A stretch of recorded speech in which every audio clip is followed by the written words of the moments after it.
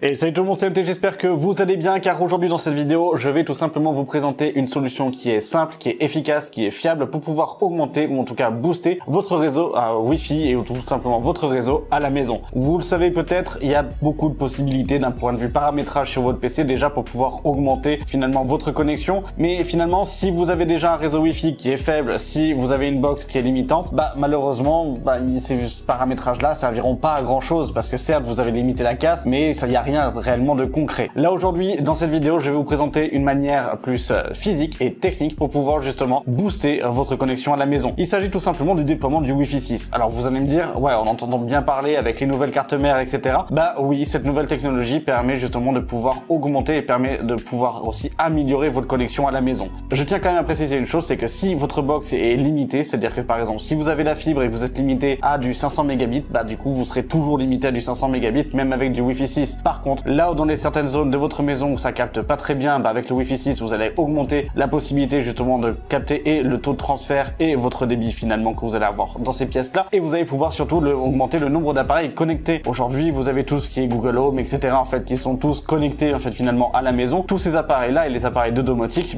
puisent aussi et ont besoin d'une certaine bande passante et aussi ont besoin d'une certaine connexion pour pouvoir fonctionner soit de façon plus efficace, soit de façon en fait simultanée les uns avec les autres. Et c'est aussi pour ça que je trouve que le Wi-Fi 6 à l'heure actuelle est ultra important et peut être ultra bien amené dans n'importe quel domicile. Mais avant de commencer dans le vif du sujet, on va déjà parler un petit peu du contexte. Et le contexte est très simple. Personnellement, moi, je suis en appartement, j'ai pas de problème d'un point de vue Wi-Fi, j'ai peu d'appareils connectés, si je puis dire ça, directement, et en fait, je suis à 90% câblé en fait en RJ45. Donc, j'ai pas réellement de soucis en fait vis-à-vis de ça. Et j'ai pas non plus réellement le besoin de passer en fait en Wi-Fi 6 parce que mon Wi-Fi me suffit largement. Cependant, mon beau-frère, donc le copain de ma sœur, ils sont en fait à l'heure actuelle dans une maison, ils ont juste une box fibre classique, pas avec de Wi-Fi 6, donc une Livebox en fait de chez Orange. Et le souci c'est que justement, que ça soit dans certaines pièces, dans le bureau, dans le garage et même en extérieur, le Wi-Fi passe pas très bien. Typiquement, il voulait pouvoir mettre une caméra au niveau de son portail, il ne peut pas parce que ça ne capte pas. Il y a des imprimantes 3D qui sont dans le garage, c'est un petit peu galère, il faut à chaque fois passer par les CPL, par-ci, par-ça, pour pouvoir en fait avoir une connexion qui soit décente et qui soit stable. Bref, c'était finalement un petit peu, j'allais dire, la galère en fait pour ça. C'est aussi pour ça que je me suis dit, allez, on va prendre ce contexte-là, vraiment purement, d'une maison classique où on a une Wi-Fi en fait qui est, j'allais dire, en fait normale, commune du coup en fait à presque tous les foyers, sur une box fibre. Donc après sur la DSL, bien évidemment que vous allez être limité par la DSL en fait en elle-même, mais là au moins ça vous donnera vraiment un cas concret et de pouvoir vraiment positionner en fait les tests dessus. J'espère que ce type de vidéo vous plaît. Si c'est le cas, n'hésitez pas à me le dire directement en fait en commentaire, n'hésitez pas à mettre un pouce bleu et à vous abonner en activant la cloche des notifications si c'est le cas. Je crois qu'à l'heure actuelle on a bientôt, ou on aura en tout cas en fait dépassé les 10 000 abonnés, et en tout cas merci à vous en fait et merci beaucoup. N'hésitez pas non plus en fait à partager ce type de vidéo. Et puis avant de commencer dans le vif du sujet et de se retrouver directement chez mon beau-frère pour pouvoir voir la configuration et tout le matériel, cette vidéo est sponsorisée par le partenaire de la chaîne qui est YourCDKey, donc je vous mets un timecode si vous souhaitez passer la sponsor, si vous connaissez déjà la musique. Sinon je vous dis à dans un peu plus d'une minute pour tout simplement en fait la présentation en fait du déploiement d'un Wi-Fi 6 en fait dans une maison et comment on améliore sa connexion internet. C'est parti. Là, on se retrouve sur le site de VIP YourCDKey et ce qui va nous intéresser, ça va être les clés Windows 10. Donc là, il propose une clé Windows 10 Pro à 17,40 €.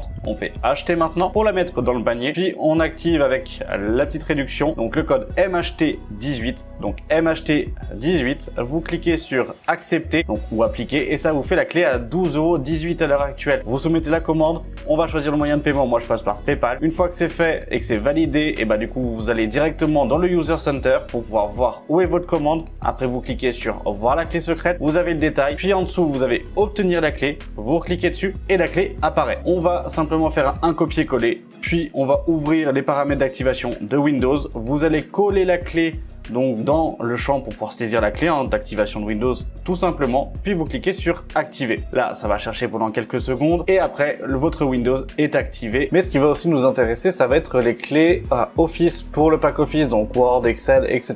Donc là on va prendre la version 2019 qui est de base du coup à 38,60 €. Donc là il nous dit attention qu'il doit le confirmer via le compte Microsoft. Avec le code MHT18, on l'a avec 10 € de réduction, donc à 28,95 €. Moi, je réutilise PayPal. On se retrouve dans le User Center pour retrouver la clé au même titre que pour la clé Windows. Ça ne change pas. Après, on va sur le site de Microsoft avec Office Center. On copie-colle la clé comme pour Windows, c'est la même chose. On fait suivant. Et après, on va se retrouver directement donc dans notre espace Microsoft. On va pouvoir installer le pack Office car il a été activé avec succès et on le retrouve sur notre compte. On va directement attaquer par le matériel. Et oui, alors pour le matériel, donc Tenda m'ont envoyé leur nouveau routeur, donc le AX3000 Dual Band donc en Wi-Fi 6. Alors c'est un routeur, c'est pas un modem, ça va pas remplacer votre box, ça va s'ajouter à votre box, ça va créer un nouveau réseau Wi-Fi. Soit vous pouvez lui donner le même nom que celui de votre box, soit vous pouvez donner un nom aussi personnalisé, mais vous pouvez aussi à ce moment-là désactiver le Wi-Fi de votre box pour n'en avoir qu'un seul. Tout dépend des besoins. Au niveau de ce routeur-là, à l'heure actuelle, quand on parle de dual band, c'est-à-dire qu'il va avoir du coup un côté réseau donc en 2,4 GHz et un réseau en fait en 5 GHz. Quand vous êtes sur un simple, généralement vous avez que le 2,4 qui est créé, le 5 sera en option. Et en ce qui concerne donc l'extender, c'est la X3000, donc Wi-Fi Range Extender que vous allez pouvoir avoir. À quoi ça sert et qu'est-ce que c'est? Déjà de base, un extender en réalité c'est une antenne relais, si on peut le considérer comme ça, donc je le vulgarise au maximum, mais simplement vous allez le disposer dans une pièce ou dans une zone de votre maison où vous captez suffisamment bien, mais qui, elle, va être assez proche d'une zone où ça capte mal, pour pouvoir, à ce moment-là, créer une autre bulle entière de Wi-Fi, et donc couvrir la zone qui était pas correctement desservie. Ce qui est le cas à l'heure actuelle dans cette maison, parce que dans la maison où je suis, où là vous avez le plan qui s'affiche, et ben la zone du garage ainsi qu'une zone extérieure est pas très bien couverte, ou même la zone en extrémité de la maison, elle est pas réellement bien couverte. Donc on va faire le test tout simplement en mettant le Tenda en fait en premier tout seul, pour voir la puissance et la couverture qu'on va avoir avec celui-ci, puis après en ajoutant l'extender, pour pouvoir voir si on a un gain et comment du coup le placer. Vis-à-vis de la partie configuration, ça reste très simple.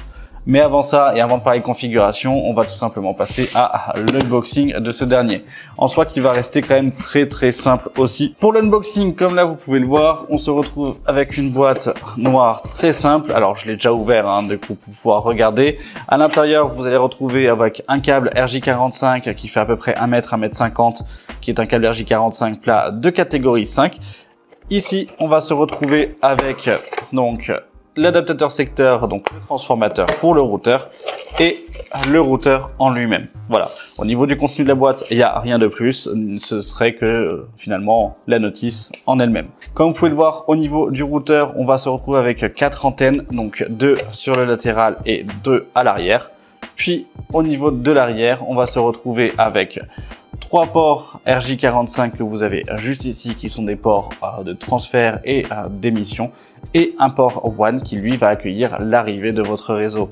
Le petit bouton WPS et la partie de transformateur, donc la partie d'alimentation. Au niveau du branchement, comme je l'ai dit, donc le principal à faire, c'est prendre votre câble RJ45 donc que vous avez avec, le brancher sur le premier port, donc qui est le port WAN, et ce câble là directement, donc l'autre côté, vous le branchez directement sur votre box. C'est ce qui va permettre de donner au routeur l'accès à Internet et lui de pouvoir le faire. Attention, et c'est là où on va arriver dans certaines limitations, en fonction des box, même que ce soit des box fibres, vous pouvez être limité en fait en termes de capacité. Là, à l'heure actuelle, là où je suis en fait dans cette maison, ils sont limités en fait à du 500 mégabits, donc on n'aura pas du gigabit en fait dessus, donc on va atteindre un certain plafond.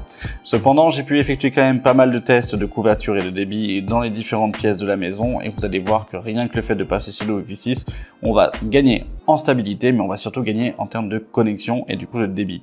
Donc c'est ultra intéressant dans le cas où vous avez des pièces qui sont un petit peu faibles ou qu'au final votre connexion est pas réellement stable, parce que ce type de produit vous permet de stabiliser au final aussi votre connexion. Bref, trêve de bavardage, on passe directement à l'installation du routeur sur la box. Vous allez voir, c'est ultra simple, il y a 2 câbles à brancher et après c'est terminé. Et donc là, comme vous pouvez le voir, donc on a notre box, on a ici l'arrivée électrique, donc directement. Alors après, c'est un peu le bordel, c'est normal parce qu'on a dû tout réouvrir, en fait, le coffre de brassage qui était sur le côté pour pouvoir avoir accès donc au switch ainsi qu'à la box. Donc ça, c'est pas comme ça habituellement, je vous rassure. Ici, on vient brancher le Tenda en alimentation directe, puis après, on enlève le petit élastique, hop, et on vient tout simplement le brancher au cul de la box sur un port RJ45 qui était dédié. Et là, comme vous pouvez le voir, donc on a branché directement notre câble RJ45 ici. Il est relié au niveau du Tenda et le Tenda lui-même, après s'être allumé avec sa petite LED en rouge, va avoir sa LED de démarrage donc en vert que vous avez juste ici, qui elle après va clignoter et va rester fixe pour dire comme quoi il est bien démarré. Le reste à la suite directement donc sur le PC où on va faire toute la configuration générale. Donc là je vais directement vous montrer la configuration qu'on va pouvoir avoir. Une petite chose à noter, c'est que sur le dessous de votre routeur vous avez une étiquette sur laquelle vous avez le nom du réseau Wi-Fi ainsi que son code. Et ça, il faut le prendre en photo pour que vous puissiez après vous y connecter. Parce que la configuration se fait directement via l'ordinateur, donc soit câblé en fait en RJ45 directement sur le routeur et comme ça vous n'avez pas besoin de mot de passe. Sinon vous pouvez le faire en Wi-Fi depuis votre téléphone ou depuis votre ordinateur. Donc c'est ça qui est quand même assez intéressant, c'est qu'avant on était obligé de passer par du RJ45, maintenant on n'est plus besoin. Et on n'a vraiment plus le besoin de ça. Donc pour ça, vous allez sélectionner dans vos réseaux Wi-Fi directement donc le réseau Tenda avec son nom. On s'y connecte. Moi, j'ai déjà mis le mot de passe en fait à l'intérieur, donc je n'aurai pas le besoin en fait de le faire. Une fois que vous êtes connecté, on vous ouvre un navigateur web, que ce soit Chrome ou que ce soit Firefox ou Opera, n'importe lequel que vous souhaitez. Et à l'intérieur, on va taper l'adresse IP de notre routeur. Donc ça va être 192.168.0.1. Hop, et on y rentre. Et là, vous avez l'assistant de configuration. Au cas où, si vous ne le saviez pas pour l'adresse IP, c'est généralement du coup directement noté dans le manuel. Le manuel est très bien expliqué. Donc que ça soit du coup avec le QR code que vous avez, vous pouvez suivre étape par étape, ou que ce soit la partie papier, ça reste vraiment très bien expliqué. Une fois que vous avez fait ça, on va commencer en fait ici. Vous pouvez mettre un adressage d'IP donc soit dynamique, soit fixe. L'adressage IP en fait dynamique permettra du coup d'avoir une adresse IP qui puisse changer en fait au fur et à mesure, alors que l'adresse IP fixe restera du coup comme son nom l'indique totalement fixe. Moi personnellement, je vais rester en fait en dynamique. Ici, vous avez donc le réseau Wi-Fi avec donc le mot de passe qui était Jeangoud 293. Là, nous, on s'en fiche un petit peu. Donc, on va écrire Wi-Fi 6 Home, comme vous pouvez le voir. J'ai déjà mis en fait un mot de passe en fait précis, mais après, ce sera à vous de mettre celui que vous souhaitez. Et voilà, là à l'heure actuelle, donc une fois que vous avez sélectionné votre configuration, vous avez mis votre mot de passe, etc., il va tout simplement faire un enregistrement. Pendant ces quelques secondes, on pourrait faire autre chose, mais il n'y a rien à faire, strictement rien dessus. Vous n'avez rien, aucune intervention à effectuer. Voilà, une fois que le délai est passé, donc vous allez là directement, il vous dit félicitations, vous avez configuré en fait votre Wi-Fi.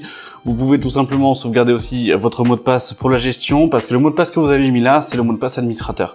Ça sera le mot de passe de votre Wi-Fi, mais aussi le mot de passe d'accès en fait à l'interface de configuration du Tenda. Cependant, avant de pouvoir continuer, comme là vous pouvez le voir, en fait, au niveau de mon PC, du fait qu'on a renommé le Wi-Fi, il a perdu l'ancien nom. Du coup, il s'est tout simplement déconnecté. Donc pensez bien à vous reconnecter, à mettre Wi-Fi 6 Home directement, et hop, là vous serez tranquille. Après, au niveau du nom, que ce soit Wi-Fi 6 Home ou autre, comme je l'ai dit, vous êtes totalement libre. Une fois que vous avez fait ça, vous relancez votre interface, vous revenez mettre votre mot de passe et c'est parti. Et là, comme vous pouvez le voir, on a directement donc notre routeur qui est présent. Vous voyez ici qu'on a le 2,4 ainsi que le 5 GHz qui sont activés. On voit comme quoi j'ai qu'un seul appareil en fait à l'heure actuelle en ligne et c'est le mien et c'est bien normal. Du coup, parce qu'il n'y en a pas d'autres en fait encore de connectés. Vis-à-vis de la partie réseau, ben là vous pouvez faire tout ce qui est en fait réglage avec l'adresse IP dynamique ou autre en fait si vous le souhaitez. Les réglages Wi-Fi en tout genre, programmer les réglages Wi-Fi. Vous avez la bande passante qui est ici où vous pouvez sélectionner le type de bande passante que vous voulez. Donc ça, c'est en fonction de vos souhaits. Que ça soit en fait en 2,4 ou en 5 GHz, c'est vraiment du coup, ça dépend ce que vous souhaitez. Je tiens quand même à préciser une chose, si vous vous y connaissez pas, ne le faites pas, n'y touchez pas. D'accord, ça va être quand même des réglages qui peuvent finalement vous bloquer ou en tout cas être bloquants en fonction des différents PC que vous avez. Ici, on va avoir la puissance d'émission, donc vous pouvez très bien en fait aussi demander à avoir un 2,4 qui soit en économie d'énergie ou médium ou haut. Nous ici, en fait finalement on va chercher la performance, on va chercher au maximum de ses capacités. Et là, comme je vous le disais, c'était le mode AP. Le mode AP, qu'est-ce que c'est? C'est ce qui vous permettra de pouvoir en fait vous connecter au port LAN du routeur, donc les autres ports en fait du RJ45, et de pouvoir avoir d'autres appareils dessus. Donc vous activez le mode AP, vous faites sauvegarder. En effet, il va vous demander un redémarrage, et là après le Tenda lui-même va redémarrer. Attention, une fois que le redémarrage est effectué, généralement l'adresse IP aura changé aussi. Donc l'adresse de connexion et de gestion que vous allez avoir, donc le 192.168.0.1, qui est là était mon cas, ne risque de ne plus être la même chose. Donc pour ça, on va soit utiliser différentes applications ou un Nestat ou autre pour pouvoir retrouver finalement en fait votre routeur en lui-même, en tout cas son adresse de connexion et son adresse IP, Pour ça, je vais vous montrer à la fin du redémarrage. One eternity later. Et voilà, donc là, le redémarrage du routeur a été effectué. Vous voyez qu'on est à 100%, même s'il nous demande de patienter. Si vous faites une réactualisation au niveau d'adresse IP, bah en fait, il va tout simplement pas vous la retrouver.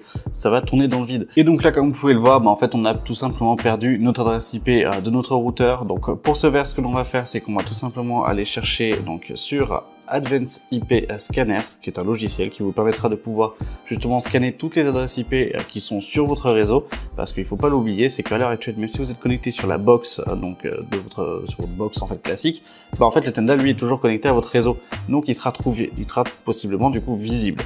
Donc ce que l'on fait, c'est vous pouvez le télécharger, l'installer, il n'y a pas de compte à créer, rien. Une fois que vous avez fait ça, vous l'ouvrez, vous lancez une analyse, et comme là vous pouvez le voir, on a tout. Mais alors comment reconnaître du coup, bah en fait, qu'est-ce qui est finalement en fait notre Tenda, où est-ce qu'il est, bah, en fait vous l'avez là, c'est tout simplement le fabricant, mon Tenda Technologies. Je sais que c'est le seul matériel de Tenda que l'on va avoir ici, et vous voyez que son adresse IP c'est le 192.168.1.36.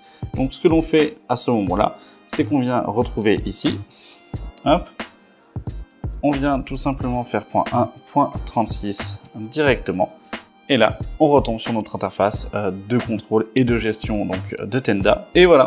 Et là, vous avez fini théoriquement de contrôler et de pouvoir faire votre réglage complet de votre Tenda. Tout est activé. Après, vous pouvez refaire différentes manipulations ou autres si vous le souhaitez. Vous pouvez faire une mise à jour du firmware, faire la sauvegarde aussi de votre configuration, chose que je vous conseille afin de pouvoir justement sauvegarder votre système et de l'avoir en fait en local. C'est-à-dire que si vous avez un souci et qu'un jour il se vient se remettre à zéro, pour éviter tout perdre, de refaire le mot de passe, etc., bah vous pouvez réinjecter directement du coup votre sauvegarde avec ce routeur là, donc en faisant restaurer, et hop, et c'est reparti. Et là vous avez votre sauvegarde initiale.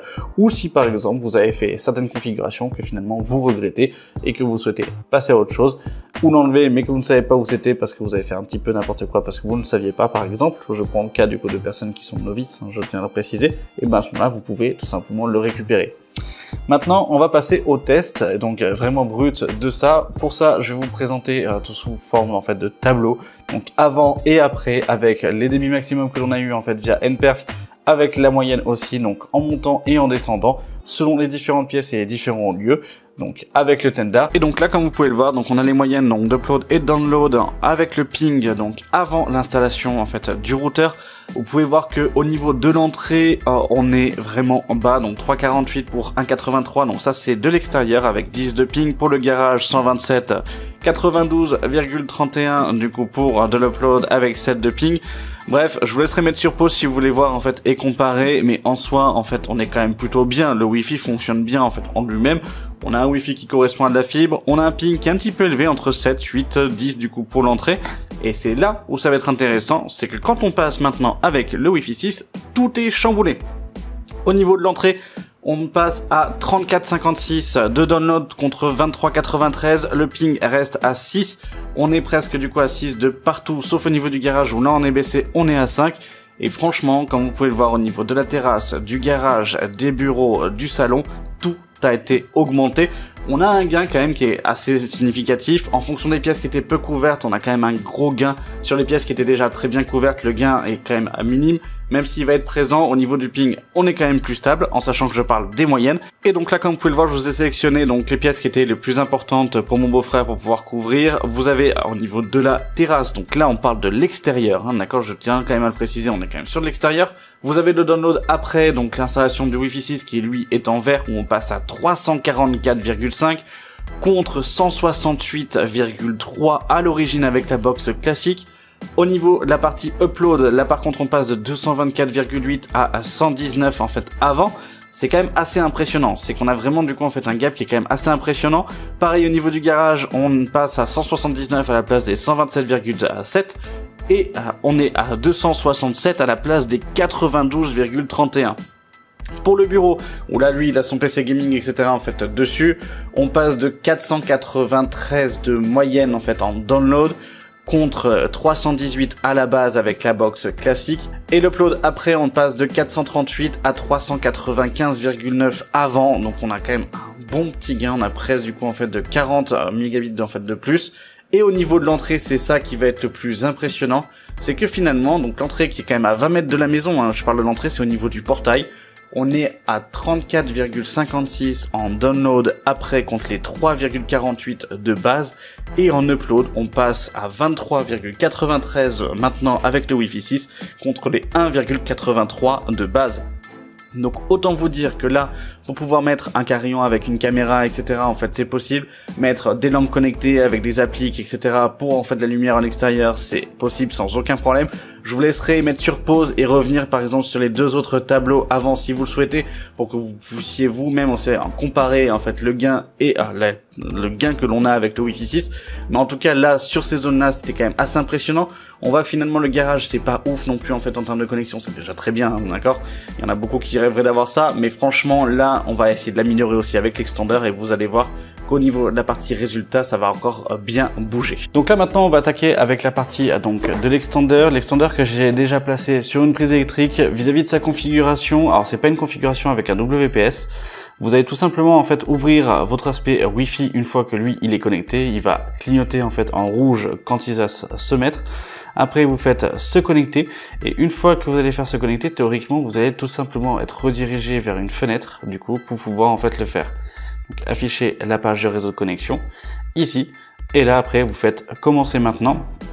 Là, il vous demande de définir un mot de passe de connexion pour pouvoir garantir du coup, en fait, comme quoi, en fait, hein, c'est bien au niveau de la connexion et que vous puissiez le faire. Donc nous, ce qu'on va faire, c'est que je vais mettre le même mot de passe que tout à l'heure pour éviter d'avoir plusieurs mots de passe. Une fois qu'on fait ça, on fait suivant. On veut étendre le réseau, donc en fait en mode répéteur ou en mode AP. Le mode AP, c'est tout simplement le mode que vous allez avoir avec le câble RJ45. Le mode répéteur, donc c'est le répéteur en lui-même. Là, vous sélectionnez si vous souhaitez étendre du coup le 2,4 GHz ou le 5 GHz ou les autres réseaux que vous avez aussi. Ici, nous, on va sélectionner le 2,4 ou plutôt, vous voyez, finalement, il est dans le garage. Le 5 GHz passe pas très bien en fait au final. Donc on va plutôt choisir le 5 GHz pour être un peu plus pertinent et avoir en fait à ce moment-là une meilleure connexion. Le mot de passe du Wi-Fi, donc là on va remettre notre mot de passe Wi-Fi de tout à l'heure. Une fois que c'est fait, là la LED du coup ils vous le disent en fait dessus, savoir si le voyant s'allume en vert et continue, ça signifie comme quoi l'extender a bien réussi et que vous pouvez vous connecter en fait au réseau Wi-Fi. Si il clignote en fait en rouge, c'est que c'est un échec. Donc là, on va aller tout simplement vérifier que ça fonctionne bien. Pour moi, c'est tout bon. Donc là, à ce moment-là, on fait amplifier. Et là, il va étendre et il va bien se connecter en fait à ce moment-là. Une fois que c'est terminé, il va reprendre le même nom que le routeur en fait du Tenda, donc Wi-Fi 6 Home directement, afin de pouvoir éviter d'avoir à chaque fois à se déconnecter d'un réseau Wi-Fi pour se connecter sur l'autre, puis après faire l'autre, etc. Une fois que c'est fait, vous cliquez sur terminer. C'est OK. Et là, du coup, c'est terminé. Et là, vous avez fini votre paramétrage. Là, ce que l'on va faire, c'est que vous voyez, hop, ici, il n'y a aucune action de requise. Cependant, moi, je vais me reconnecter à Wi-Fi 6 Home. Je sais que là, dans le niveau du garage, c'est amplifié.